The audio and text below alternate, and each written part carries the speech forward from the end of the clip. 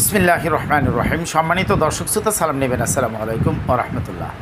আপনারা ইতিমধ্যে জানতে পেরেছেন মাননীয় বিদায়ী শিক্ষা উপদেষ্টা যে প্রতিশ্রুতি দিয়েছিল এমপিওভুক্ত শিক্ষক কর্মচারীদের সকল ভাতাগুলো উনি বর্ধিতকরণ করবেন এবং বাজেটে তার জন্য বরাদ্দ রাখা হয়েছে, তাও বলা হয়েছে মাননীয় অর্থ উপদেষ্টা তা বলেছেন।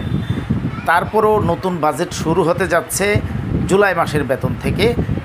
শিক্ষক কর্মচারীদের ভাতাগুলো বর্ধিত হচ্ছে এই মর্মে আমরা কোথাও জানতে পারি নাই।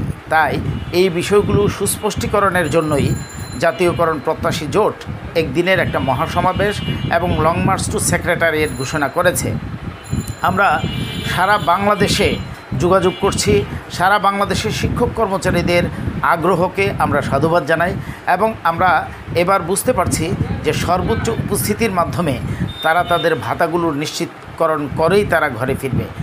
সম্মানিত দর্শক শ্রোতা, আমরা যে বিভিন্ন জেলায়, উপজেলায় এবং বিভাগে যাদেরকে দায়িত্ব দিচ্ছি তাদের সাথে প্রতিনিয়ত কথা বলছি, আপনারাও আমাদেরকে ফোন করে বিভিন্ন ধরনের পরামর্শ দিচ্ছেন।